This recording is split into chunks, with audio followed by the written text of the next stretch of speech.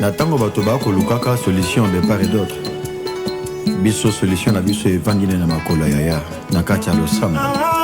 Sekela basantu ezali losambo lukayo komona zamba kofongola lola oyozo lukeza nini oyozo sengeza nini belela Yesu akosala na losambo.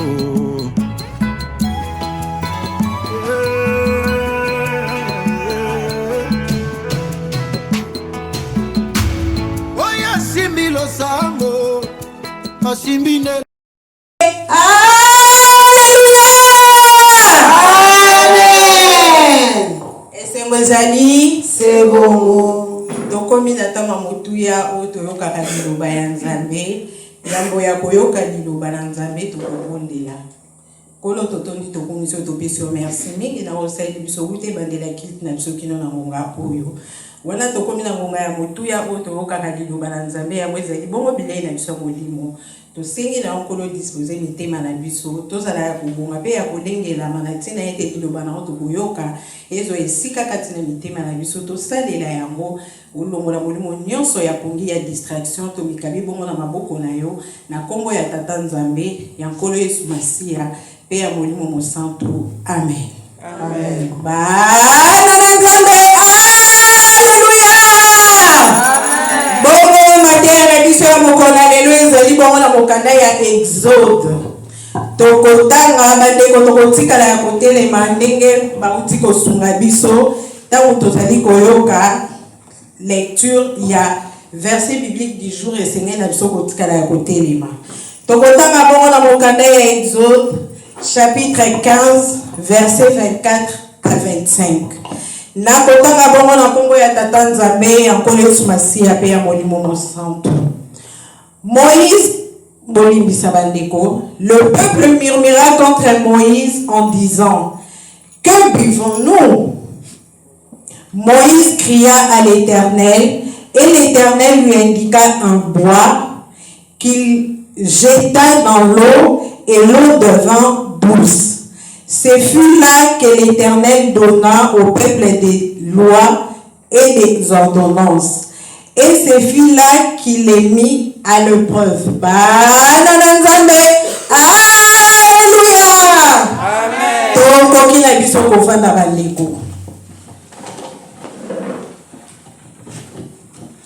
Thème ya matéria na biso ya mokona lelo ezali bongo l'impatience nous détruit. L'impatience nous détruit. Mais bien aimé, pourquoi Dieu a-t-il puni Moïse en lui interdisant d'entrer dans la terre promise?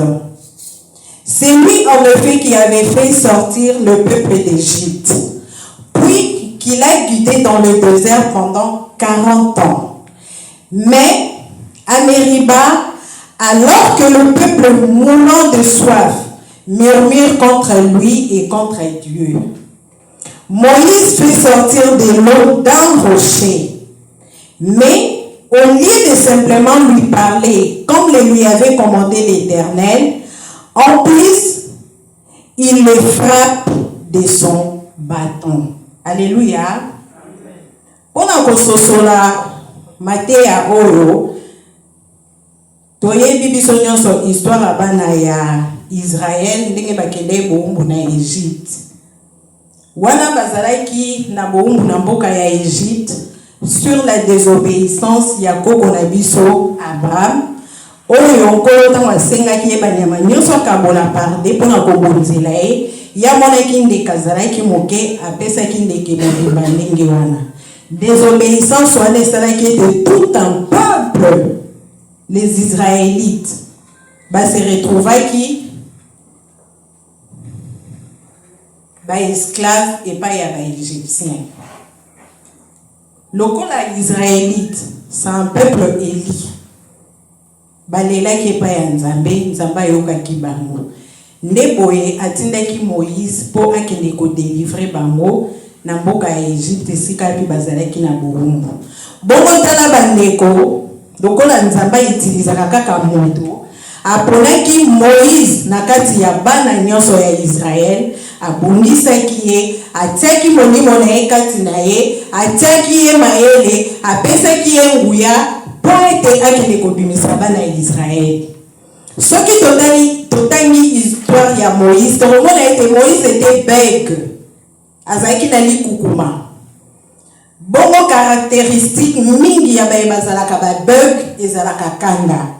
Bazalaka vraiment motema mokuse tant azokoka ko s'exprimer comme il se doit na kanda peyaka. Nzambe lokwa aza bolingo abondisaki pe Aaron oyo azalaki neveu na ye, azala pele na ye. Pourtant Moïse soki likukume azokoka koloba te, Aaron azalaki wana pona kokokisa. De ce fait okoloba na Aaron na Moïse nkolonda bongisaki bango po babimisa peuple Israël na mboka ya Egypte. Kasi mingi miso ezalaki confié epai ya Moïse. Poyebi les 10 plaies oyo ekomaki na Egypte pour Pharaon na peuple na ye bandima batika bana ya Israël. Et bandaki bango kotambola na désert, toyebi désert eza esika oyo mai ezalaka te. Le peuple était affamé et assoiffé. Kota la désert, mai ekobima nulle part. Ils se sont révoltés, se sont retournés contre Moïse. Moïse, pour la ligne, on dit biso tokufa na biso na Égypte. Bien que tozalaki esclaves, on avait à manger, on avait à boire. On est biso na désert. Et l'oko ya kolia te loko ya komilizali te. Vraiment, ils se sont révoltés. Moïse alelaki epai ya Nzambe. Kolo na bimisi peuple oyo na volonté na ngai te. Yo moto tindaki nga tala peuple ndenge batumbuki. Kolo apesi na ye ndingisa. Alobi na ye loba na rocher pe mai ekobima bana na Nzambe. Alléluia. Amen. Moïse nesika ya koloba kaka liloba ya pamba. Moïse abetaki nzete na rocher. Oui, mai ebimaki. Kasi bandeko, Moïse akokisaki liloba ya Nzambe ndenge esengelaki te. Cela semble si grave qu'en punition, Dieu lui dit qu'il mourra avant d'entrer dans la terre promise. Lokola kokisaki liloba ya Nzambe ndenge Nzambe atalisaki te. Nauti koloba ne bandeli bana Israël bakende bombu na Égypte pour la désobéissance ya koko Abraham. Moïse a désobéir. Akokisi liloba Nzambe ndenge sengeli te. Kola lobi na ye okokota na terre promise te okokufa. Cette punition est extrêmement importante, surtout pour un juif. Car cela veut dire qu'il ne pourra pas être enterré en terre promise.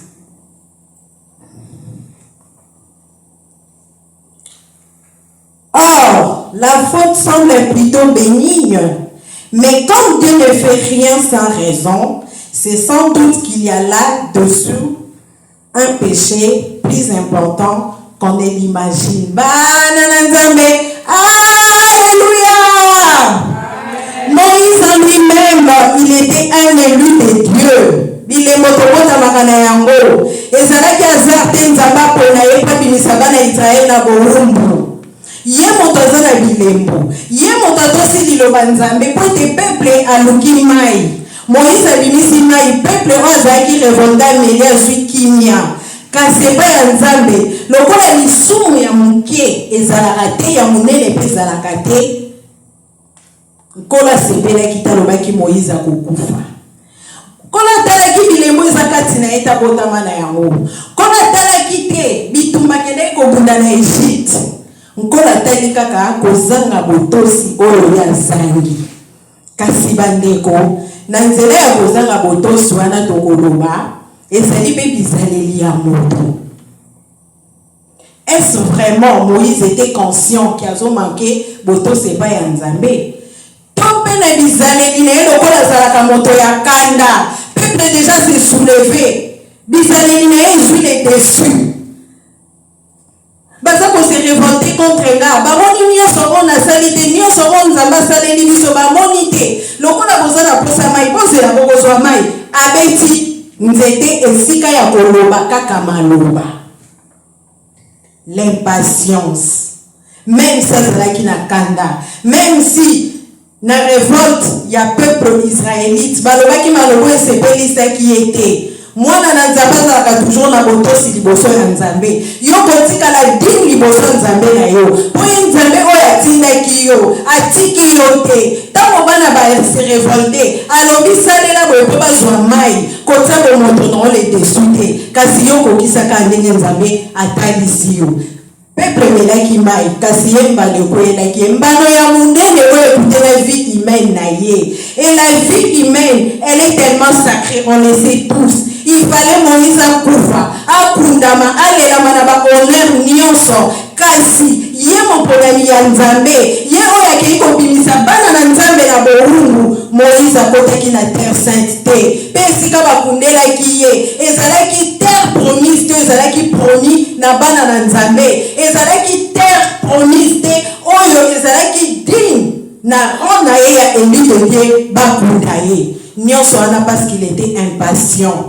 Azui pression ya peuple nesika ya yoka nzambe o nzambe alobi ya moni botungisi ngai mingi. On sous-entend ça tozososola na bonzambe lokola boza na posa mai bozela bokamata mai. Et pourtant la parole suffisait amplement. Ndenge nkolo atalisaki ye loba na rocher mai ekobima yakamati nzete abeti na rocher.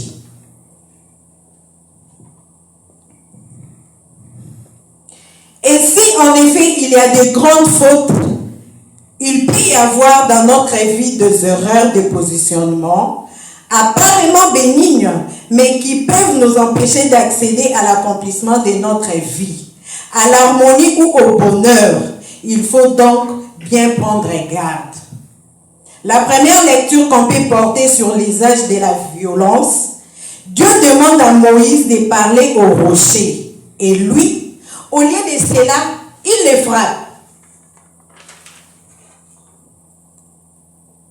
Et c'est là qui a kotosa. Koloba juste liloba ndenge kola talisaki yo. Mai bima mai lingaki na webima. Biso pe na bomoto na biso mbala mingi on agit comme Moïse. Ozomona na yoka ka mungongo nzambe na bondela ka mikolo nyonso nazaka liboso ya nzambe. Nyonso na senga ka kola kokisela kanga. Ata na kokisi yango ndenge nzambe alobi te nzambe ya comprendre nga lokuta bandeko. Lisumu ya mokito pe ya monene liboso na nzambe ezali te. Nyonso ezali lisumu pe nyonso ezali na mbano na yango. Tosala attention na ba caractère na biso. Lelo nzambe azali ko interpeller biso na ba caractère na biso. Moïse était impatient. C'est la désobéissance d'une autre forme. C'est son impatience qui lui a conduit à commettre cette erreur qui est bénigne, certes, parce que maï bimaki. Et l'inga ozala mabe soki ndenga kokiseki ndenga kola lobaki te maï pe bimaki te. To ebite suite sur l'inga ozala ni. Peut-être peuple alingaki a lapidé ya bomaï. Kasi nzamba exaucé abimisi maï. Mais lokola tosaki liloba ndenge sengeli te nkola lobia kokota na terre promise te akokufa. Bandeko Moïse ezalaki mort physique. Bongo biso lelo bana na nzambe tondimeli nzambe toyebi nzambe. Mbala boni totosaka liloba nzambe ndenge sengeli te. Ya solo tokufi te tozali na bomoi. Mais eza na liwa oyo eza plus grave koleka la mort physique. Eza mort spirituelle. Tango nzambe apesi yo mokongo nzambe azoyoka yo te. Toi tu continues na voie na yo. Comment na ete alokola pase eli na ngonga te lokola etumbo eli na ngonga te c'est que nzambe likamna sala ki amonya ko normal e koleka na ngo te bandeko lisumu ya muketo pe ya monene liboso nzambe ezali te nzambe talaka suka talaka bandeli te kolo to bandaki na nkolo to sukisa na nkolo kokufa kati na nkolo ezali esengo mingi kasi soko bandaki na nkolo okufi lokola mosumuki bandeko ezali pasi ya koleka pasi oyo tomonaka na mokili oyo pamba te nsima ya bomoi oyo jugement ezali basalelaki nzambe na solo bamérite paradis le royaume des cieux parce que ça existe. Batosaki nzambe te destination na bango ezali droit à la perdition, enfer, parce que ça existe aussi. Et bilembe monanaka mpe na vie physique ndenge tozali. Okomona ntango ozalaki na nkolo ozotosa nkolo makambo na yo nyonso ebandaki kokende na sembo. Kasi ntango ozotosa lisusu nkolo te na lisumu quelqu'un kosala nkolo apesa yo mokongo yoko moko omona ate ezokokisama me kobanda kotatone soki oza mwana mayele ososoli olobi nazali droit te liboso nzambe nanga esengeli nazonga na nzela. Kozala bana na nzambe eza oyo biso tozali lelo ndenge toyoki liloba mokolo lelo nzambe abimisi yango pamba te ndeko nzambe abimisi yango mpona nga na yo. À combien de fois on a été impatient dans notre vie et cette impatience à combien de fois ça nous a détruit parce que devant Dieu, devant le Seigneur on n'est pas droit. Tozotosa ndenge esengeli te.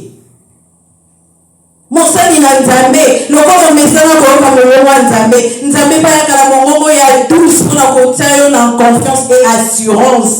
Otosi te soki alingi ayebisa yo kotosaki te senga malimbisa ya koyebisa yo soki mpe ayebisi yo te pamba te tozala mayele ya kososola yo moko esengeli ososola ete ndenge nkolo atangisaki nga nakokisi ndenge esengeli te tika nalela liboso na nzambe nkolo ayokela ngai mawa avant qu'il ne soit trop tard. Dieu nous rappelle aujourd'hui. Faisons attention et arrêtons d'ailleurs. Yakole kisa bomoto na biso liboso ya nzambe. Comme si to mesani na nzambe. Nyonso zoloba tozomona ainsi to mesana. Aloba kana endengwana bakosengela nga malimbisi ekoleka nango bandeko biso bakosengela biso malimbisi. Kasi Moïse était lui-même un élu de Dieu. Moïse voyait et parlait avec Dieu. Moïse a eu la mission de faire sortir les enfants d'Israël au pays d'Égypte où ils ont été opprimés. Moïse a dit Misaki Bango, Kasa Koki Saki Lilo Banzabe Nzamba Lobakite, Kola Lobine Okokota na terre promise. L'impatience nous détruit. Parce qu'il était colérique. Boni ndeko yo lingaka komila kisa ngai ata nzamba lobi non esa ngai nayoki nanga me liboso nzambe me ezate nzamba lingaka batosa ye en tout et pour tout. Et d'ailleurs tout ce que Dieu fait est bon pour nous. Ata na moment no sosoli yango te. Avec le temps, tu finiras par donner raison à Dieu. Parce que Nzamba Zalakana toujours na raison. Azalaka toujours na raison. Bana Nzambe. Alléluia. Amen. Et si donc, même un rocher qui pourrait être bête peut obéir à la parole de Dieu, mes bien-aimés, pas la peine de frapper ou de violenter pour convaincre ou faire croire. Et cela est d'autant plus vrai pour les hommes. Alléluia. Amen. Rocher, Ibana. Sokia kotosa. Kaka ndenge Moïse alingaki aloba maibima maibimi. Bongo ndekonga na yo. Pona nini liloba nzambe tokokakola yango? Pona nini tokotia main? Parce que nga fait na une décision nazonga asimate. Parce que nga ndeko wana lokola sala nga mabe na loba tokotika la koyoka na te kino tokokufa. Parce que les rochers oye lobaka te ezana matoi te emonaka te pouvaient obéir à la parole de Dieu. Il suffisait d'une parole, de la parole de Moïse. Maibima, mailingaki bima. Pona nini biso bato toyoka te, tobakisa, topeto longola. Bandakisa oyo ezali na kati ya Bible, ezali kolakisa biso amplement ke liloba nzambe bakakolaka yango te. Bakokisaka yango ndenge ezali, po ezali pe kaka na bien na biso. Alléluia. L'usage de la violence n'est jamais une bonne chose. Il faut toujours préférer la parole. Et pour ceux qui se prétendent civilisés, la mise en garde vaut aussi. La violence n'est pas que physique et peut être de différents ordres, parfois plus grave encore. Et s'il est bon de toujours préférer discuter, expliquer, chercher à convaincre plutôt que d'imposer ou brutaliser. Alléluia! Le Seigneur est merveilleux. Et ça n'a remède à ma casse koleka dialogue te. Na kati na ndaku baboti to sololaka. To sololaka entre biso baboti to sololaka na bana, to sololaka na baninga, to sololaka na bandeko. Quelle que soit grandeur à likambo, na nzela ya dialogue, beaucoup finir par retrouver solution. Violence n'apporte rien. Kotia ba caractère d'ailleurs en avant, ça n'apporte rien. Yo organiser sa qualité, nous avons sotangela ya défaut. Bandeko miloko bili mokona lelo, tango nazwaki mateya o natangi. Natangi ndenge nzambe azote ya biso dimanche eleki avant papa kende, je sais plus ce qui avant kende ou dimanche avant oya kendaki. Histoire ya Dina ndenge a désobéissaki. Parce que n'est koko menae. Et ça la même ordre d'idée, il y a désobéissance liboso ya Nzambe. Car ces autres ont forme belé. Dina kende ko fréquenter, peuple ngo ya koka ko fréquenter. Et pourtant elle était mise en garde à yebaki. Parce que n'est ki koko menae. Suite ça moto yebi ndenge ba sunga yebi so na matéria. Et au jour d'aujourd'hui, on nous montre Moïse qui n'a pas koko kisali lo Nzambe ndenge Nzambe lobaki. Pinissez comme lié à Coco dans la terre promise. Donc, ce qui nous a pas fait sur ma terre, quelque part, pas quelque part, mais dans notre vie, on marche dans la désobéissance devant notre Seigneur. Et nous avons le corps à Lingi Bisso, Azote à Bisso. Ndenge mati ebandaki kino toko malelo soki tozongi na nzela te totikali kaka na position na biso parce que nga soki nazwi décision na changeaka te parce que nga naza intel. Est-ce que mati ekoya lisusu lobi ekoya lisusu après lobi ou bien grâce à suka tozo eza nde lelo tososola bandeko tozonga na nzela mati oyo eye mpo na ngai na yo mpo na biso nyonso tovandi kati na esika oyo tokeba na désobéissance liboso ya Nzambe. Et au jour d'aujourd'hui, on nous interpelle par rapport à nos habitudes. Moïse était violent. Le Seigneur l'a dit si haut. Violence et sungaka eloko mon côté. Et c'est là qui n'a pas salilo Nzambe n'ingezalaki. Et comme on le sait tous, le salaire du péché, c'est la mort. Kola lubina Moïse a kokota na terre promise. Yemo bonani. Yemo tomonene. Et c'est meni balela dignement na rona ye. A konti terre promise. Bande kolikambo eza motuya eza monene. Jusqu'à quand tokusanga kotosa Nzambe?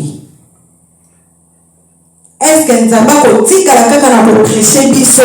Que tozala na boto siliboso na ye toto sa ye en tout et pour tout parce que lisumu ya moketo pe ya munene ezalaka te. Est-ce que lelo ezali chance na biso ya suka bandeko to saisir opportunité to bongwana po kola sepela na biso bana na Nzambe. Alléluia. L'impatience nous détruit. Nzamba la kiyo likambo soki kokite zala na kondima tika na makola Nzambe. Il est le maître des temps et des circonstances. Alors bakalikambo te soki akokisa yango liloba na ye Nzambe zonga kepai na ye soki esali misala na yango te. Aussi longtemps lobaki liloba mpo na yo okopambolama okozala boye ndeko ekokokisa makaka yoko bana mabondeli yozala passion tika na makolo ya Nzambe. C'est pas la peine ya kotangela Nzambe durée kolobaki na ngana 2010 lelo tokomi na 2023 likambo yango ezokokisama te otiki nzela ya Nzambe olakisi vrai face na yo bomoto na yo ebimi opesi basali na Nzambe bakombo nyonso okomi kotangela bango bolamu nyonso osala kati na lingomba okomi kotanga bajene priere osala mpona na likambo songolo yango ete nkolo aya kolonisa liloba alobaki lokolo ekokisami te baza bato lokuta lingomba wana obangi baspéculation makambo ya mabe tozala na patience liboso ya nzambe ozobuka mosala zala na patience ntango ye na likambo na epai na basali na nzambe liloba oyo nkolo alobi yo tikala kaka kati na liloba wana zala patient nkolo akokokisela yo. Ce n'est pas ce qu'on a violent nde nzambe akosalela yabani violence na yo. Non, il est plus violent que la violence elle-même. Moto atombolaka bamontagne moto oyo azali kosekwisa moto akufa violence na yo liboso na ye eza nini ndeko? Nzamba sengi na biso tozala patient parce que l'impatience nous détruit. Bana na nzambe, alléluia. On peut par ailleurs se demander pourquoi Moïse a-t-il frappé les rochers au lieu d'obéir à l'ordre divin qui simplement était de lui parler. Est-ce par manque de foi? Il ne croyait pas que la parole puisse suffire. C'est ce qui semble découler du texte lui-même et de ce que Dieu reproche à Moïse. Or, il faut faire confiance à Dieu. Il n'y a pas besoin d'en rajouter ni de penser que Dieu ne suffit pas et que peut-être on pourrait faire mieux ou plus que lui. Dieu sait ce qu'il fait. Pas la peine de penser qu'on serait plus intelligent que lui. Nous n'avons qu'à faire ce qu'il nous demande, pas plus, pas moins. Alléluia! Botosi, liboso na nzambe. Ya kobakisa te, ya kolongola pe te. Maloba nzambe tokakolaka yango te. Bomoto na biso te, bizaleli na biso te, bakaraktere na biso te. Kanda na ngai te, rang social na ngai te, muteko wa maduwe nzambe, soki position na ye ezalaki tel, mpona likambo songolo, lokola nga naza na rang social, naza likolo, naza ministre, naza président, naza femme d'affaires, naza intel, eke liboso ya nzambe, nga na kosala contraire o nzambe alobi, nzambe akosepela na ote pe etumbu ekozala kaka. Moïse pouvait rien qu'obéir et non en rajouter, faire à sa manière. Peu importe caractère azalaki nango, ya kozala bête, ya kozala colérique, liloba nzambe sengeli ka kotosa. Ba juriste bazalaka plus jugé devant l'État parce que baza bato ya mibeko. Basali na nzambe nzambe azalaka sévère na biso. Bandimi mpe lokola po toyokaka ntango nyonso liloba ya nzambe. Tosala attention basali na nzambe. Tosungana na mabondeli.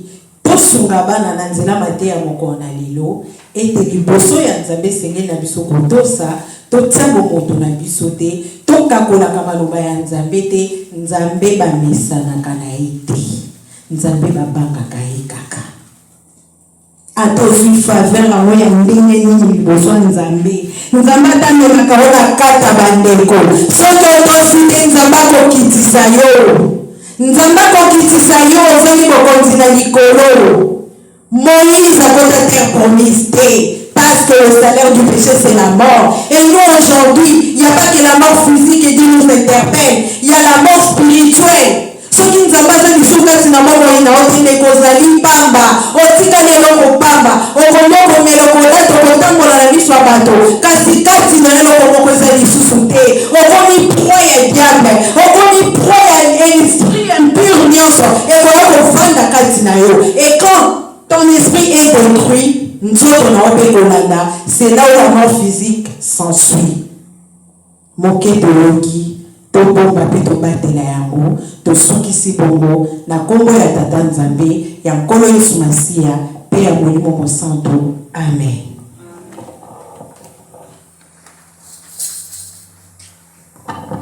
Tukobondela mpona kotonda mateya Kolo topesi o merci po te bolingo na ezali monene. Otalisi biso yango lisusu na mokona lelo na kote ya biso tozala na botosi liboso na yo. Botosi kolo interpelaka biso tango nyonso na baforme nyonso lelo olobi ete tozwa bizaleli na biso totia nsima. Totiaka yango liboso te quand il s'agit de ta parole pour na biso bana na yo. Kolo tozali bato tozali ya kosuka. Esika tozoka mikolo nyonso na salle oyo ezalaka pointe toya liboso na nkolo bongo la bizaleli na biso. Tozali kobongo na te pointe tozangi koyoka. Kasi na mokolo na lelo nkolo ndenge visiter biso sali biso grâce kopesa na biso mateya oyo. Sunga biso tobongwana. Totika kozala moto makasi liboso na yo. Totika kozanga botosi liboso na yo. Toka kolanga lisumu te nkolo pamba te lisumu moketo pe ya monene ezali te. Kasi liboso na yo tozala kaka bazali kotosa liloba na ndenge nkolo yo olingi ya bongo. Sunga biso mateya oyo toyoki. Tosalela yango pe tobomba yango. Kati na biso pe bongo la bizaleli na biso na bondeli bongo na kombo ya tata ya mwana pe ya molimo mosantu. Amen.